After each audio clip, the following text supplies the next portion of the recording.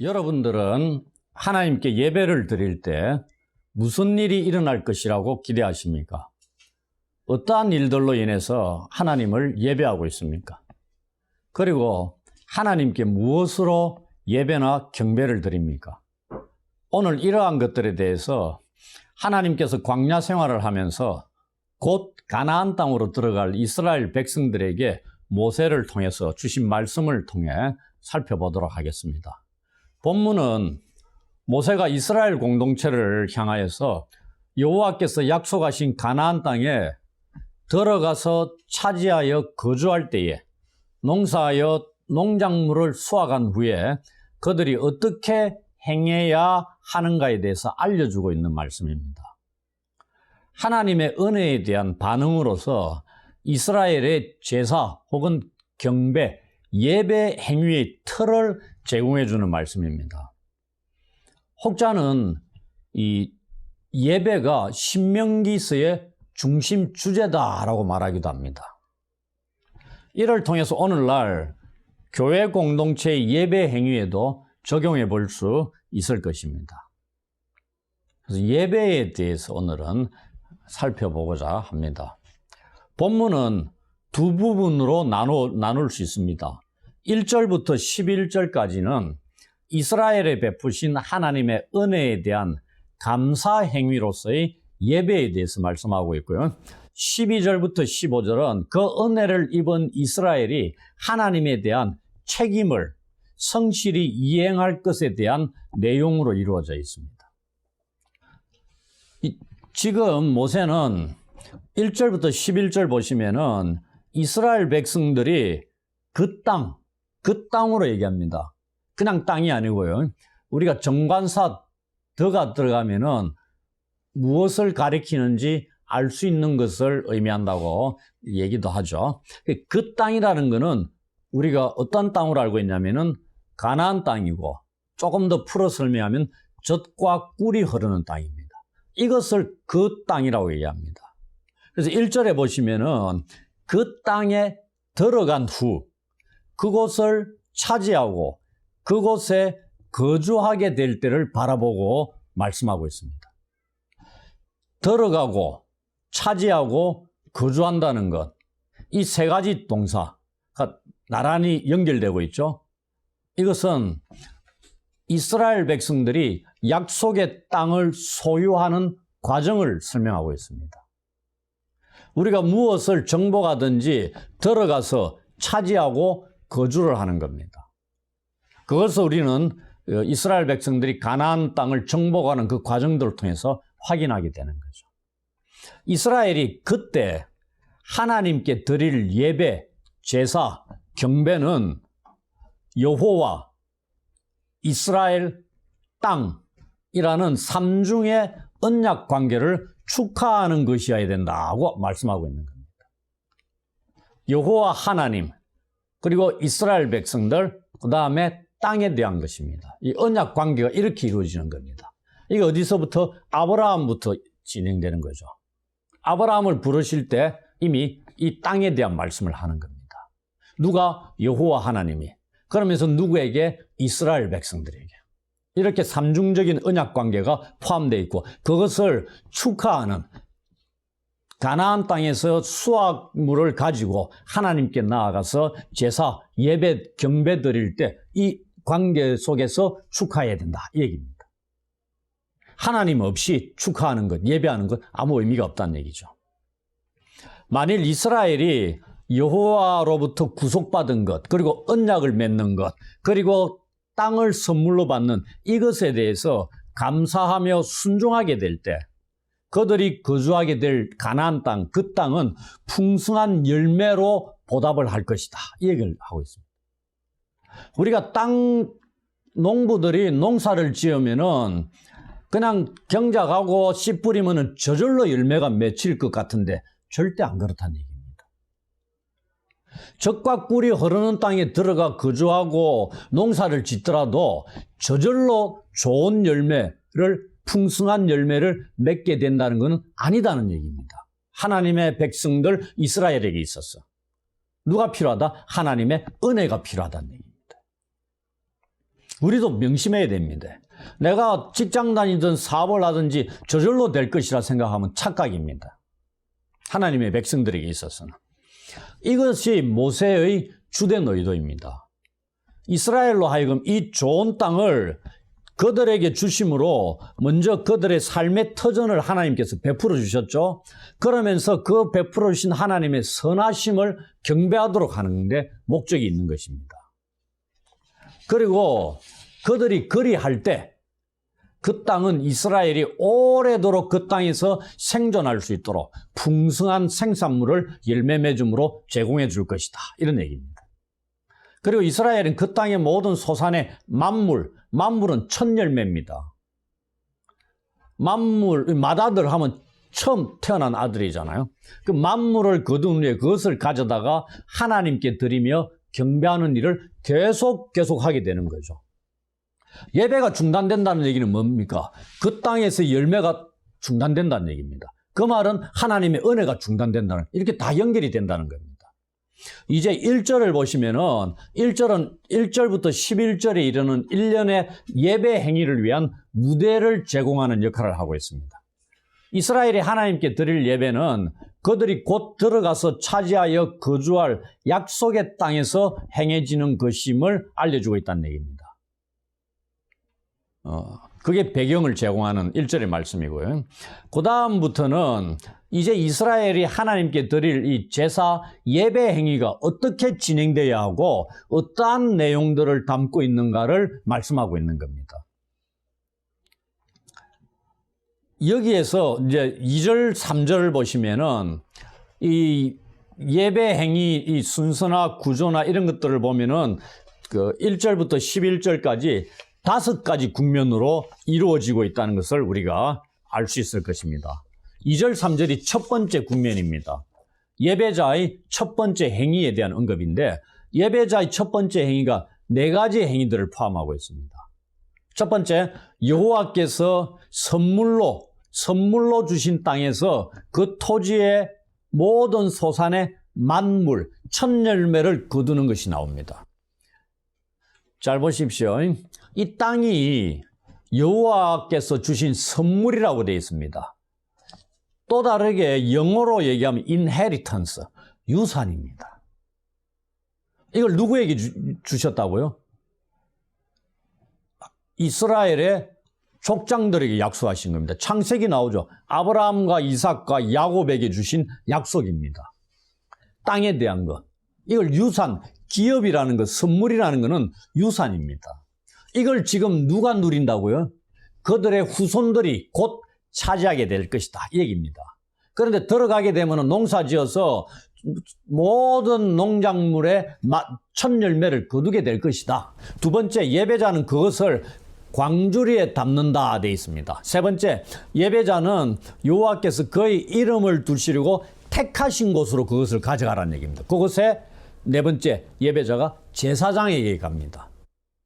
그곳에 누가 있다고요? 제사장이 하나님을 섬긴다는 얘기입니다. 그래서 제사장은 예배자로부터 광주리에 담긴 제물을 받아서 여호와의 제단 앞에 놓는다. 이것이 첫 번째 예배자의 행위입니다. 두 번째 국면으로 넘어가면 3절 뒷부분입니다. 그걸 바치면서 예배자가 첫 번째 고백을 합니다. 말로서.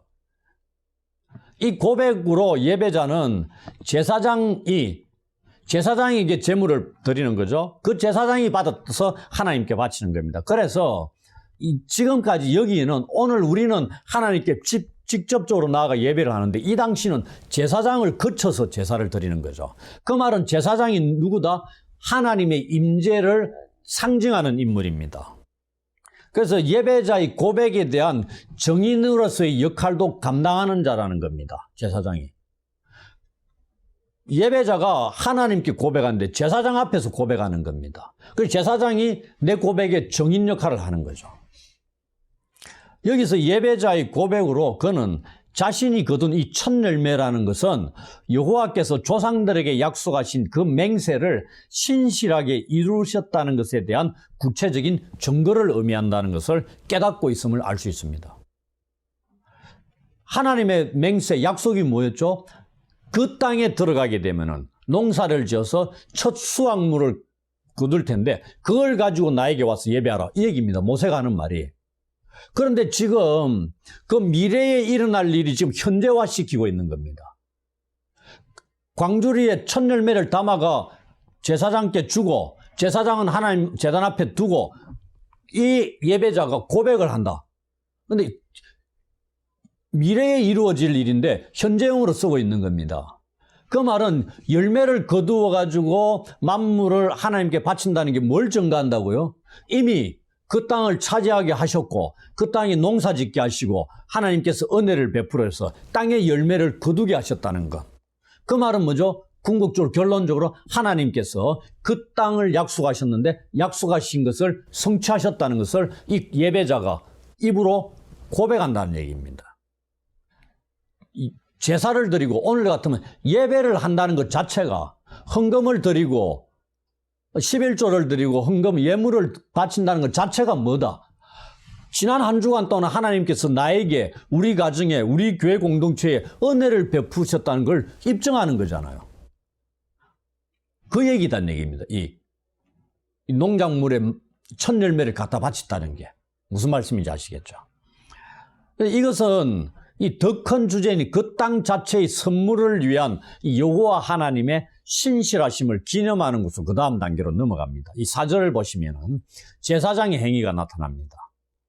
이 예배자가 제물 드림에 대한 제사장의 반응이 어떠한 것인가를 기록하고 있는 게 4절입니다. 이 예배자의 고백을 들은 이 제사장은 그가 여호와께 드리는 선물, 제물을 받아서 예배자의 하나님 여호와의 제단 앞에 놓습니다.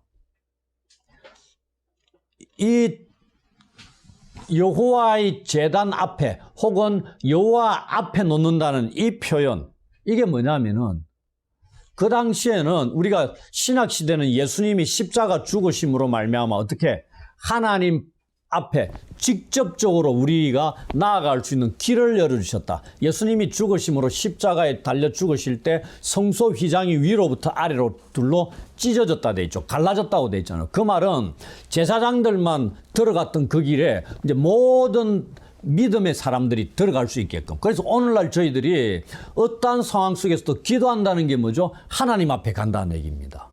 기도가. 옛날에는 어떻게 제사장을 거쳐서 갔다는 얘기입니다. 근데 지금은 직접적으로 가는 그 길이 열린 겁니다. 예수님 때문에. 이 당시는 지금 제사장을 통해서 나아가는 겁니다. 그래서 제사장이 제물을 여호와의 제단 앞에 놓는다는 얘기입니다. 여호와 이 제단 앞에 놓는다는 게 뭐냐면은 그곳에 하나님이 임재하신다는 얘기입니다.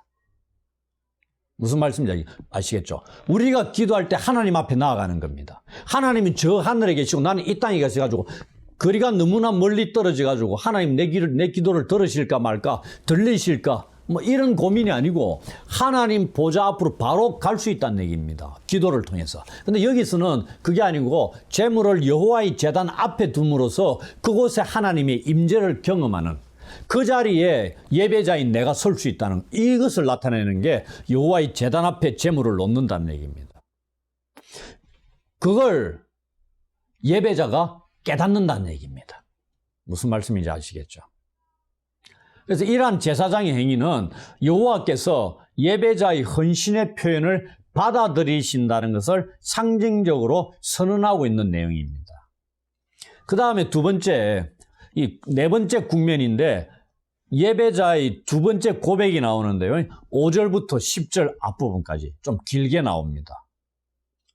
제사장의 행위를 딱 지켜본 후에 예배자가 이제는 여호와께서 함께 하신 자기 백성들, 조상들의 경험에 관한 역사를 간략하게 열거하고 있습니다.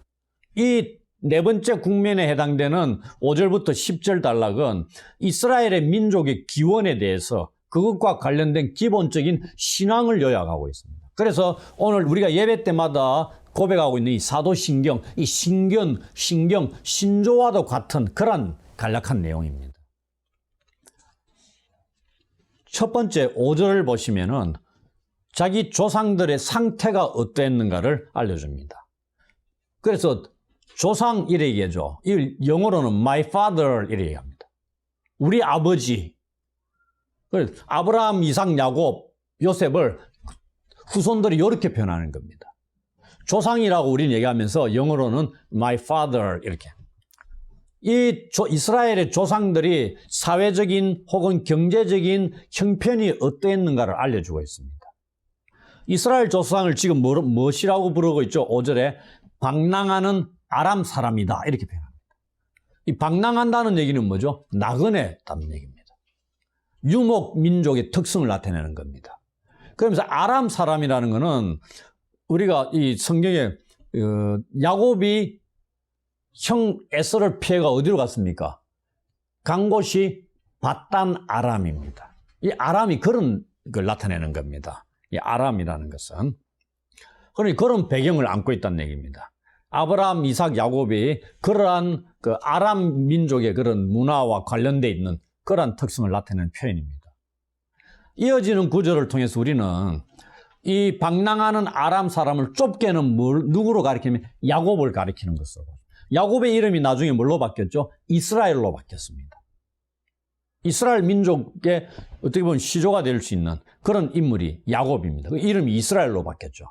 그 넓게는 야곱뿐만 아니고 아브라함, 이삭, 야곱을 합한 이 세 족장들을 집합적으로 가리키는 그 표현일 수도 있습니다.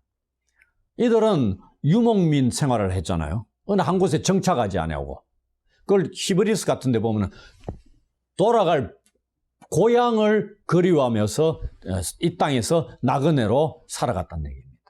우리도 마찬가지로 나그네로 사는 겁니다. 이 세상에 정착할 수 있는 존재가 아니죠. 그리고 하란의 아람 민족의 문화와의 관련성을 반영하는 표현입니다. 방랑하는 아람 사람이라는 거. 그 다음에 5절부터 9절까지 그 조상들과 후손들의 역사를 회고합니다. 여기서는 이스라엘 민족의 역사를 요약하고 있거든요. 이들의 역사에서 하나님께서 어떻게 일을 하셨는가를 아는 것이 중요합니다. 이 내용의 대부분은 조상들의 삶과 후손들의 운명에 대한 것으로 이루어져 있습니다. 그러면서 모세는 이스라엘의 초기 역사를 4단계로 회고하고 있습니다. 첫 단계가 5절 뒷부분에 나왔는데 이집트에서의 이스라엘 백성들의 가족들이죠. 이스라엘의 체류와 성장 과정을 그리고 있습니다. 이집트로 내려간 이스라엘의 놀라운 변화를 언급하고 있죠. 그들이 이집트로 내려갈 때 소수였습니다. 실질적으로 이 가족 수가 70명이다. 한 70명 정도 된다고 표현합니다. 그럼 70명이 그래 많지는 않죠. 소수였는데 그 이집트에서 크고 강하고 번성한 민족이 되었다 되어 있습니다. 우리가 70명을 민족으로 봅니까? 아니죠. 국가로 봅니까? 아닙니다. 그런데 이곳에서 70여 명의 한 가족 구성체, 공동체가 민족이 되었다는 얘기입니다. 이 구절은 신명기 10장 22절에 또 다른 표현일 수 있습니다. 애굽에 내려간 네 조상들이 겨우 70인이었으나 이제는 내 하나님 여호와께서 너를 하늘의 별같이 많게 하셨느니라 이렇게 표현되어 있습니다. 소수였는데 그 소수가 70여 명 정도였죠. 그 다음에 크고 강하고 번성한 민족이 됐는데 신명기 10장에는 하늘의 별같이 많아졌다고 표현합니다. 이 모든 놀라운 변화를 여호와 하나님께서 이루신 것임을 알려주고 있는 말씀입니다. 오늘날 이스라엘이 이렇게 번성한 것이 모두가 하나님의 은혜라는 것입니다. 그 다음 2단계가 6절에 이집트인의 압박과 노예 생활을 그리고 있습니다. 반대로 이스라엘의 번성은 반대로 이집트에서의 이스라엘의 이 번성은 그들을 지배하던 이집트 민족들에게는 하나의 위기였습니다. 그래서 이집트인들은 이스라엘 백성들을 학대하고 괴롭히고 그들에게 중노동을 시켰던 겁니다. 이집트인들의 이러한 박해 행위 이면에는 그들의 위기의식이 깔려 있었던 것입니다. 그 다음에 세 번째 단계가 7절에 이스라엘이 여호와께 부르짖고 그 부르짖음을 여호와께서 들으시는 겁니다. 이스라엘 백성들이 여호와께 부르짖죠. 그 고통이 심해서 이에 대해서 여호와께서는 그들의 부르짖는 음성을 들으시고 되어 있습니다. 그들의 고통과 고역에 시달리는 것과 억압에 짓눌려 신음하는 것을 보셨다고 되어 있습니다. 들으시고 보신 여호와 하나님께서 이스라엘을 구원하기 위해 일을 시작하십니다. 출애굽기를 보면 우리가 모세와 아론을 보내셔서 일하시는 거죠. 여호와께서는 이스라엘을 위해서 어떠한 일을 하실까요? 네 번째 단계가 8절 9절입니다. 여호와께서는 강한 손과 편팔과 큰 위엄과 이적과 기사로 이스라엘을 이집트에서 인도하여 내십니다. 그리고 지금 있는 광야로 인도하셨죠. 그 다음 장차 그들에게 젖과 꿀이 흐르는 땅을 그들에게 주실 것입니다. 젖과 꿀이 흐르는 땅, 가나안 땅을 표현하는 말씀, 이것은 출애굽기 3장 8절에 처음 등장합니다. 그러면서 신명기서에 많이 나옵니다. 하나님께서 이스라엘에게 주시고자 하는 땅을 그 땅이라고 표현하기도 하고요. 그 다음에 젖과 꿀이 흐르는 땅이라고 표현하고, 또 나중에 보시면 좋은 땅이라고도 표현하고, 그 땅의 원래 이름은 가나안 땅이죠. 이렇게 표현합니다. 그 땅을 그들에게 주셨다는 겁니다. 이러한 하나님의 구원 행위의 자세한 내용은 우리가 출애굽기에서 확인할 수 있습니다. 이러한 신조와 같은 이 내용은 5절부터 10절까지 이르는 이 내용은 하나님의 구원 역사 가운데서 중요한 것을 우리들에게 알려주고 있습니다. 무엇이냐면은 하나님의 계획 안에서, 구원 계획 안에서 이집트라는 나라가 차지하는 긍정적인 역할에 관한 것입니다.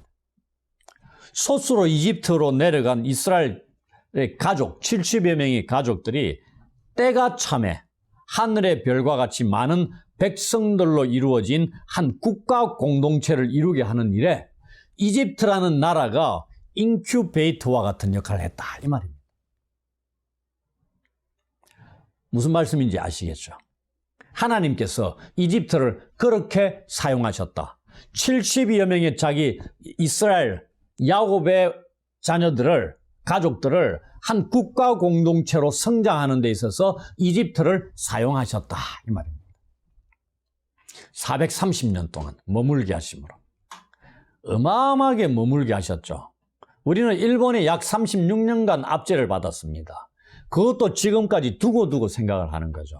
그런데 그것의 10배가 넘는 기간, 430여 년간 이집트에 종살이를 했던 게 이스라엘 민족이라는 얘기입니다. 그게 뭐다? 70여 명의 야곱의 가족들을 한 국가 공동체로 번성하게끔 하는 그러한 인큐베이터 역할로 여호와 하나님께서 그 당시에 이집트를 사용하셨다, 이 말이죠. 그렇다면 인큐베이터의 의미를 아시겠죠? 이스라엘이 이집트에서의 압제와 고통은 그들의 압제자들로부터의 분리를 재촉하게 하고 소수의 가족 구성원이 거대한 한 민족으로 태어나게 하는 출산의 고통을 의미한다, 이렇게 본다는 얘기입니다.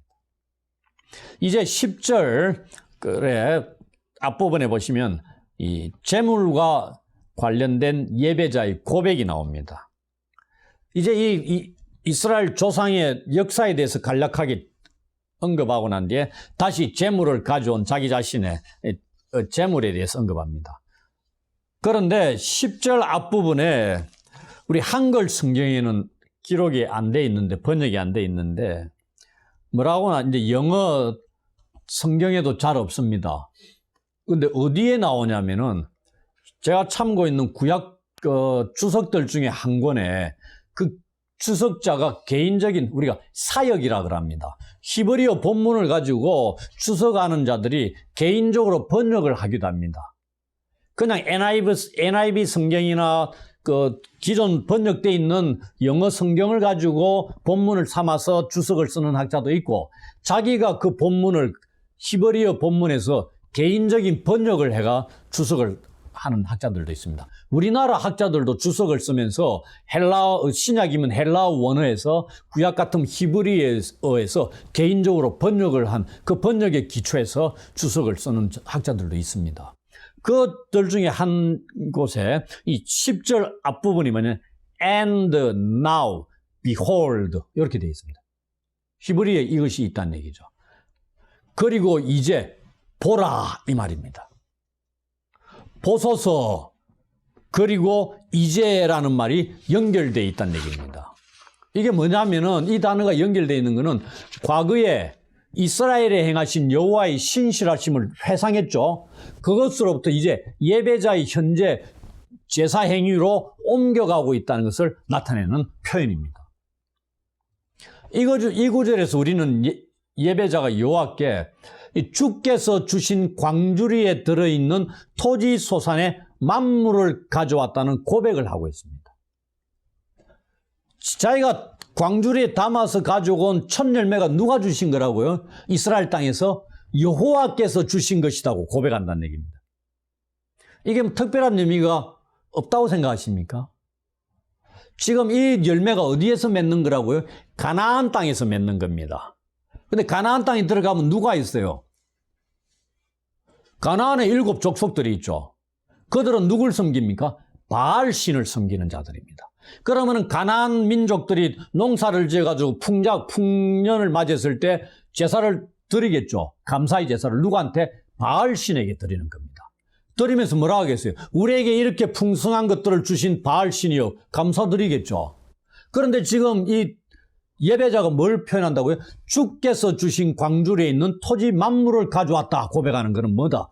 자기들이 가나안 땅에 들어가도 가나안 족속들을 한 방에 전멸합니까? 안 한다 그랬죠. 점진적으로 전멸시킨다고 했습니다. 그러면 그리고 블레셋 민족들, 블레셋의 5 도시들은 제대로 정복을 못했습니다. 지금 팔레스타인 민족이 사는 쪽이 그런 쪽입니다. 이 2000년 전에 블레셋 5 족속들이 살던 지역이 지금 팔레스타인이 사는 지역입니다. 아직도 쫓겨나지 않은 자들이죠. 남아서 같이 사는 자들이 있습니다.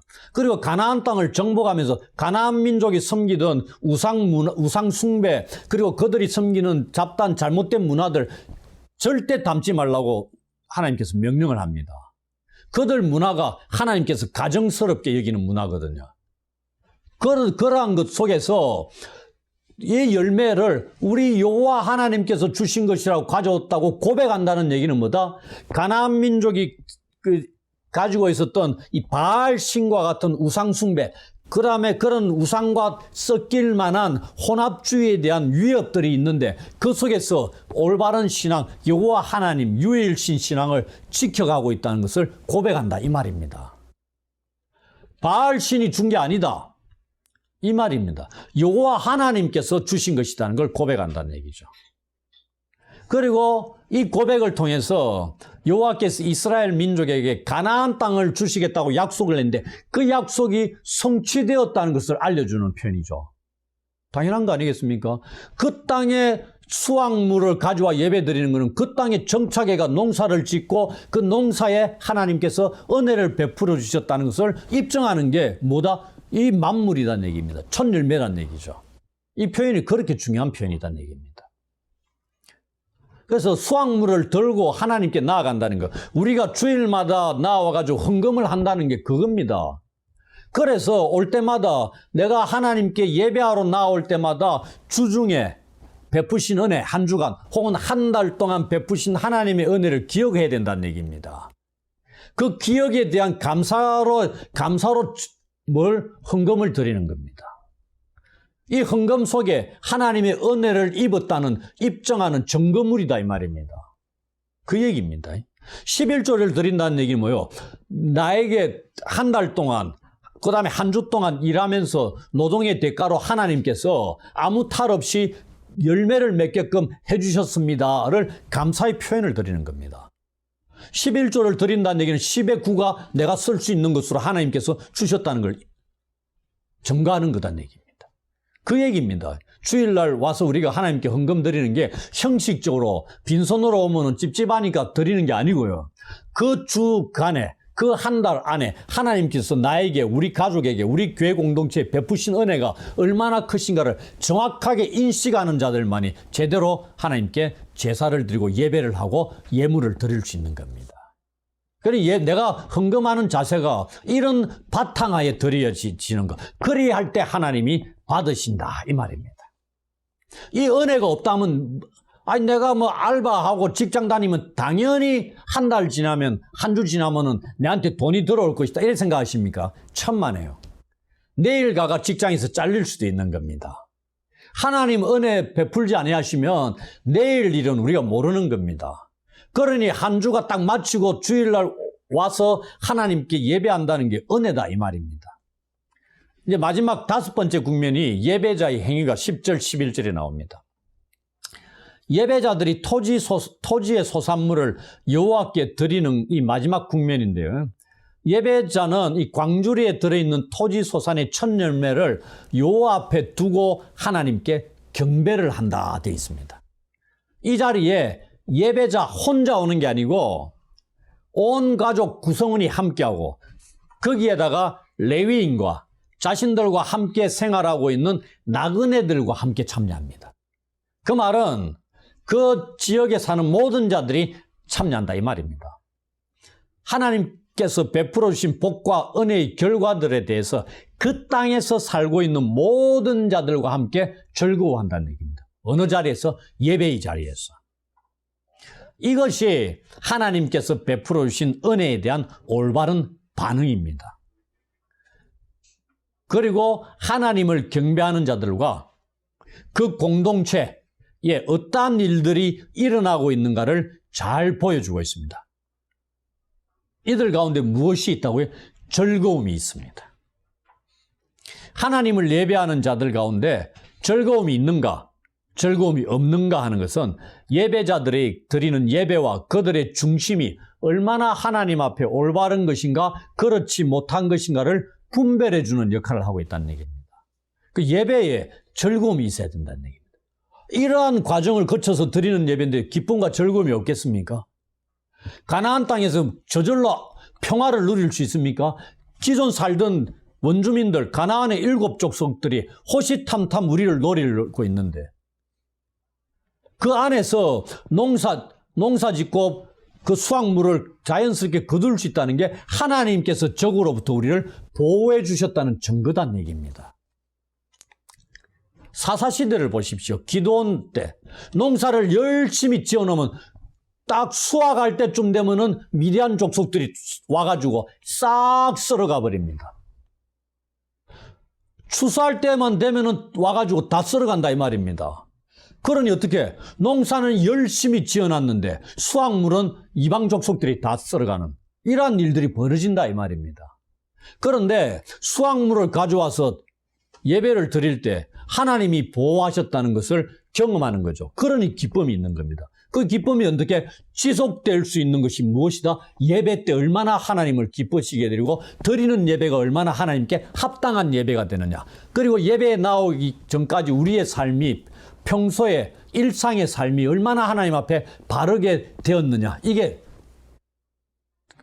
기준이 된다 이 말입니다. 그래서 예배는 하나님의 백성들에게 개인적이고 산속에서 혼자 고립되어 드리는 게 아니고요. 우리 주위에 함께 살아가는 이 소외된 자들과 함께 나누는 이 찬란하고 행복한 그런 경험이 되어야 한다는 겁니다.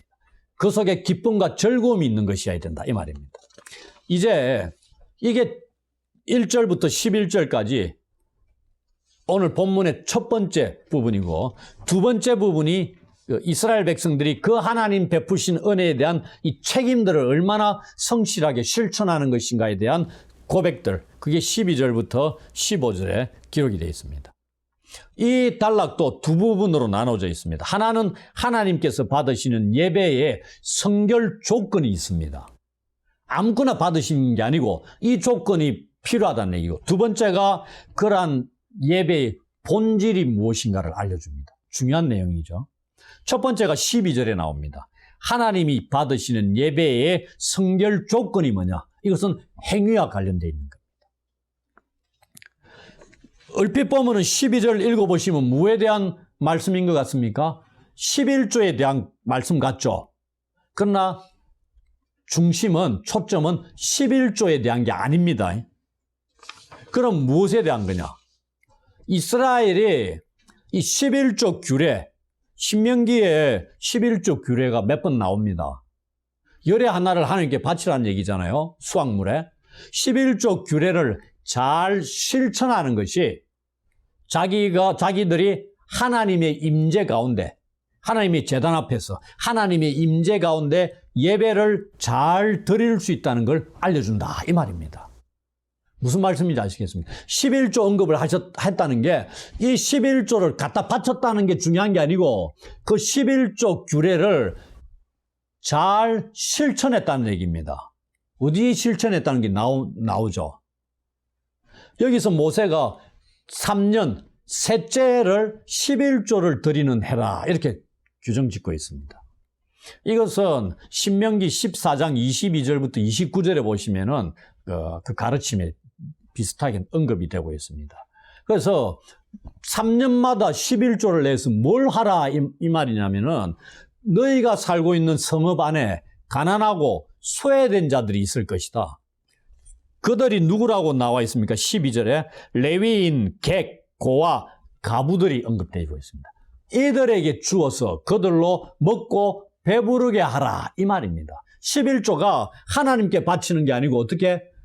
하나님께 바쳐진 11조가 이들을 위해서 사용되고 있다. 이들을 위해서 쓰라 이 말입니다.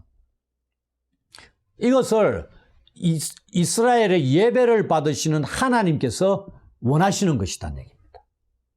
그리고 이것을 11조를 이렇게 사용한다는 것은 하나님을 향한 언약 백성의 충성의 표시다 이 말입니다. 그래서 이러한 행위가 단순히 인도주의적 차원에서의 행위가 아니고요. 이스라엘의 하나님과의 언약적 관계의 표현입니다. 이것에 대해서 우리가 야고보서 1장 27절도 참고할 필요가 있습니다. 하나님 아버지 앞에서 정결하고 더러움이 없는 경건은 곧 고아와 과부를 그 환난 중에 돌보고 또 자기를 지켜 세속에 물들지 아니하는 그것이니라. 경건하다는 건 우리가 예배 잘 드리고 헌금 잘하고가 아니고 고아와 과부를 환난 중에 돌보는 게 하나님 앞에 더러움이 없고 정결한 경건이다 이렇게 얘기한다는 얘기입니다.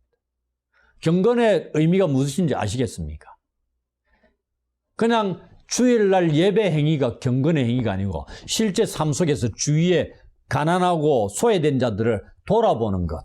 뭘로 돌아보겠어요? 물질로, 정성으로, 마음으로, 몸으로 돌보는 것이 경건의 모습이다. 본질이다. 이 말입니다. 두 번째 13절 14절에 보시면은 12절은 행위에 대한 겁니다. 그 다음에 13절 14절에는 예배의 본질에 대한 건데 이거는 뭘로 하면 말로서 고백하고 있습니다. 이 단락은 모세가 예배자들로 하여금 12절에 11조를 쓴 행위를 하고 난 후에 여호와 하나님 여호와 앞에 아뢰라는 내용입니다. 그래서 예배 행위 이후에 말로서 드리고 고백하는 예배 행위의 본질에 대해서 우리에게 알려주고 있는 내용입니다. 그래서 이거는 우리가 하나님 앞에 말로서 내 이거 됐습니다, 저거 됐습니다, 이 공치사가 아니고요. 실제 일상생활 속에서 실천한 신앙적인 행위의 목록들입니다. 그 말은 무슨 의미인지 알겠죠? 예배하러 왔는데 그 예배를 받으시는 요소가 무엇에 있다고요? 예배하러 오기 전에 우리 같은 월요일부터 토요일까지 세상 속에서 어떻게 살았느냐 그걸 토대로 해가지고 하나님이 예배를 주일날 드리는 예배를 받으신다 안 받으신다가 결정된다 이 얘기입니다. 주중에는 개판으로 살았다가 주일날 쫙 빼입고 와가지고 예배드리고 헌금 잔뜩 하는 걸 받으시는 게 아니다 이 말입니다. 삶이 바탕이 되지 않으면 그 예배는 온전하지 못하다. 그 얘기를 말씀하고 있습니다. 예배의 본질이 행위에 근거한 것이다. 그렇다고 우리가 행위로 구원 얻는다는 건 아니다는 건 교리 시간에 명확하게 배운 겁니다. 그러나 하나님 앞에 하나님 기뻐하시는 실제 생활 속에서의 행위가 중요하다는 걸 말씀하고 있는 겁니다. 이 고백하는 13절부터 14절의 내용들을 여러분들이 보시면은 고백의 내용들이 몇 가지로 나오는 것 같습니까? 발견할 수 있을 것 같습니까? 13, 14절 두 절에 그 예배 본질을 의미하는 그 행위가 9가지나 나옵니다. 엄청나게 많이 나오죠? 그걸 간략하게 제가 그 말씀을 드리겠습니다.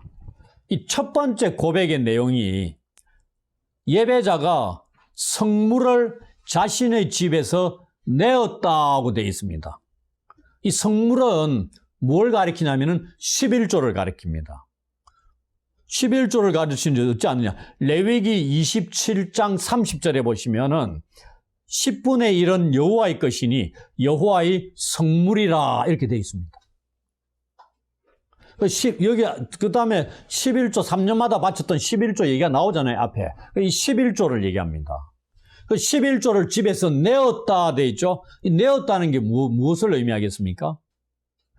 이거는 내어놓다 하는 뜻인데, 이거는 뭐냐면은 신명기서에서는 이 악이나 피를 흘린 죄를 깨끗이 하는 데서 쓰였던 용어입니다. 또 다른 표현은 떼어놓다 이런 얘기입니다. 그 11조를 떼어놓았다는 얘기입니다. 이 말이 뭐냐면 구별해 놓았다.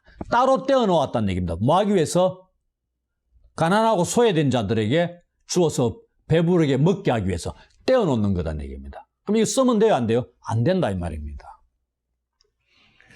우리가 젊은 사람들은 알지 모르겠지만 옛날 나이 든 사람들은 우리나라에 성미라는 게 있었습니다. 미자, 쌀 미자입니다.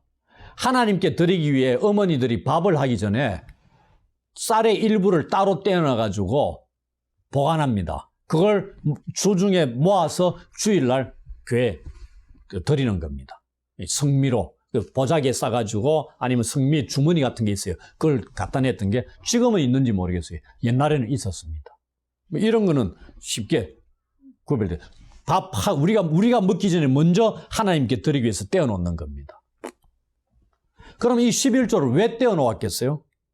그거는 두 번째 고백이 나오는데 12절에 살펴봤습니다. 예배자가 성읍 안의 소외자들에게 떼어놓은 11조를 주기 위함입니다. 그 다음에 세 번째와 네 번째 고백이 나오는데 이것은 첫 번째, 두 번째 했던 고백의 내용들, 그게 13절에 나오는 겁니다.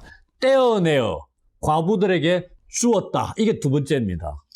첫 번째가 떼어낸 거고 두 번째가 소외된 자들에게 주었다는 겁니다. 그럼 세 번째, 네 번째는 뭐냐면은 13절 뒷부분에 명령대로 행한 것과 명령을 범하지도 않고 잊지도 않았다는 얘기입니다. 하나는 범하지 않은 거고 또 하나는 잊지 않은 것. 이게 뭐다? 이 행위의 성격이 어떠한 것인가를 알려줍니다. 11조를 떼어놓고 그것을 가난하고 소외된 자들에게 주었다는 것은 예배자가 하나님의 명령을 기억하고 있다는 것이고 그 명령에 순종해서 그대로 실천했다는 걸 의미하는 겁니다. 11조, 하나님께서 명령하신 그 11조의 용도에 맞게끔 썼다 이런 말씀입니다. 그 다음에 다섯 번째부터 일곱 번째 고백이 나오는데 그게 14절에 나옵니다. 애고 가는 날에 성물을 먹지 아니하였고 부정한 몸으로 이를 떼어두지 아니하였고 죽은 자를 위하여 이를 쓰지 않았다. 11조를 이와 같은 데 쓰지 않았다 이 말입니다.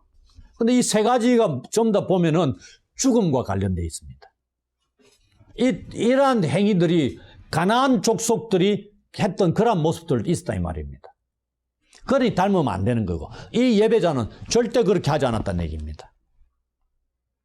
부정한 것에 사용하지 않았다는 얘기죠.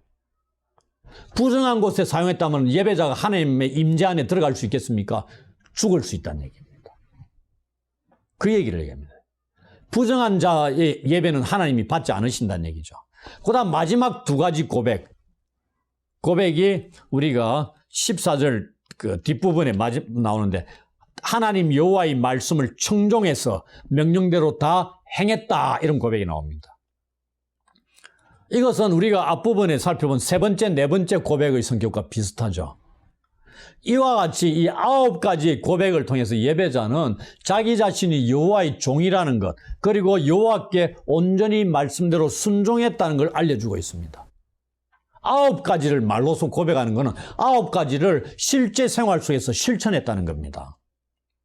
그래서 예배자는 이 고백들을 통해서 자신이 얼마나 하나님의 언약적 말씀에 충성하고 있었는가를 하나님께 표현하는 겁니다. 9가지나 들어서. 이제 이 드리는 예배를 마무리하면서 15절에 기도를 하고 있습니다. 기도는 두 가지로 이루어졌습니다. 하나는 하나님 우리를 주의 깊게 좀 주목해 주십시오 하는 그런 간청하는 거고 다른 하나는 내뿐만이 아니고 우리 백성들과 조상들에게 맹세하여 주신 젖과 꿀이 흐르는 이 땅까지 하나님께서 복을 주십시오 하고 구하는 겁니다. 하나는 하나님께서 주의를 기울여 달라는 거고, 다른 하나는 예배하는 나뿐만이 아니고 내가 속한 우리 민족들, 그리고 우리 민족이 거주하는 땅까지 축복해 달라는 겁니다. 그런데 하나님 어디에 계시는 분이라고요? 거룩한 처소 하늘에 계십니다.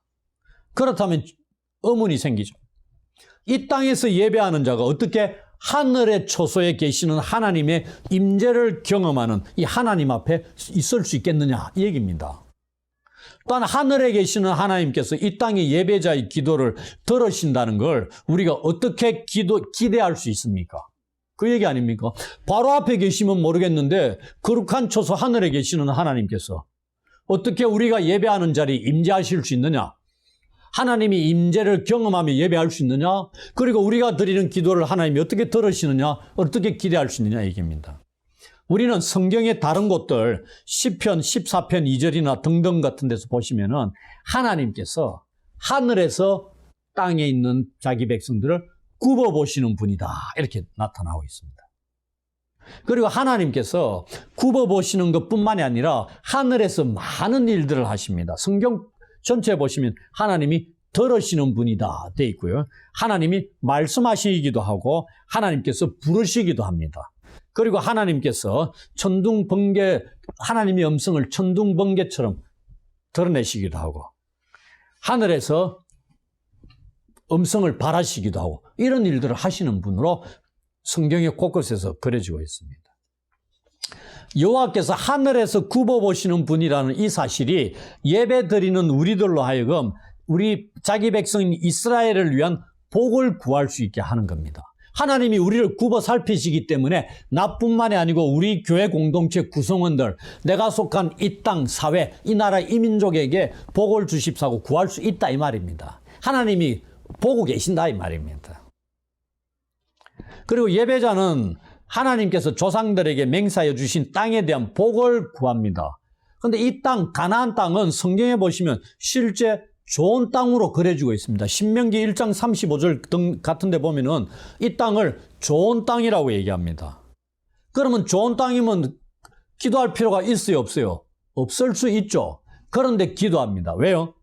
하나님께서 그곳에 거주할 자기 백성들에게 혹은 그 땅에 복을 주셔야만이 실제로 좋은 땅에서 복을 누리며 살 수 있다는 겁니다. 아무리 좋은 땅이라도 하나님이 복을 주지 않으시면은 복을 누릴 수 없다 이 말입니다. 그래서 우리는 예배하는 가운데 하나님의 은혜를 입어야 합니다. 그래야만 우리뿐만이 아니라 우리가 속한 교회 공동체 모두에게 하나님의 은혜가 임하기를 기도해야 합니다. 또한 우리가 살아가는 이 생활의 터전 위에도 하나님의 복을 구해야 합니다. 어느 것 하나 하나님 복 주지 아니하시면은 복을 누릴 수 없다 이 말입니다. 하나님 백성들의 삶에서는. 그것을 기억하라는 것을 오늘 본문을 통해서 알려주는 겁니다. 이제 지금까지의 말씀을 정리하고 마치겠습니다. 예배를 드리면서 우리는 하나님께서 우리에게 행하신 그 놀라운 은혜와 신실하심을 기억해야 됩니다. 하나님께서 지난 한 주간, 지난 한 달 동안 나에게 어떠한 은혜를 베풀어 주셨는가, 얼마나 신실하게 베풀어 주셨는가를 기억하라는 얘기입니다. 예배의 자리에 내가 나와왔다는 자체가 우리가 하나님의 은혜를 입었다는 증거라는 얘기입니다. 두 번째, 그래서 이 첫 번째는 참된 예배는 하나님께 초점을 맞춰야 됩니다. 두 번째, 하나님의 백성들은 감사하는 자들입니다. 감사를 잊으면 안 됩니다. 그런데 감사는 어디에서 나와요? 하나님의 행위에 대한, 그리고 하나님이 어떠한 분인가에 대한 깊은 알매 기초하고 있다는 얘기입니다. 하나님의 행위와 하나님이 어떠한 분인가를 제대로 알지 못하면 감사할 수 없다 이 말입니다. 그래서 우리는 하나님의 은혜에 감사하는 자들 돼야 됩니다. 우리가 누리는 모든 것이 하나님의 은혜임을 인정해야만이 감사할 수 있는 거죠. 그래서 여러분들도 감사를 잊고 살지 않기를 바랍니다. 감사를 잊는다는 건 하나님을 잊는다는 것이기 때문입니다. 마지막 세 번째, 예배를 통해 우리는 하나님께서 원하시는 백성들로 만들어져 갑니다. 하나님의 백성들은 예배로 만들어지는 존재입니다. 하나님을 예배하고 하나님께서 받으시는 예배를 드리기 위해 우리는 평소의 삶에서, 일상의 삶에서 하나님의 말씀을 듣고 지켜 행하는 일에 성실해야 합니다. 그러지 못할 때 우리가 드리는 예배를 하나님께서 받지 않으실 수도 있다는 걸 기억해야 합니다. 이것은 일상의 삶에서의 우리의 행위를 하나님의 뜻에 합당하게 만들어가는 역할을 한다는 거죠. 그리고 예배의 자리에서 하나님께 영광을 돌려드리며 우리가 드리는 예배를 하나님께서 기쁘게 받으셨음을 경험해야 합니다. 그리고 예배자인 나와 함께 예배하는 교회 공동체, 그리고 우리의 삶의 터전에도 하나님께서 복을 허락해달라고, 베풀어달라고 기도합시다. 이러한 과정을 통해서 우리는 하나님의 마음에 합하는 백성들로 만들어져 갈 것입니다. 이러한 삶을 누리시기를 주의 이름으로 축원합니다. 아멘.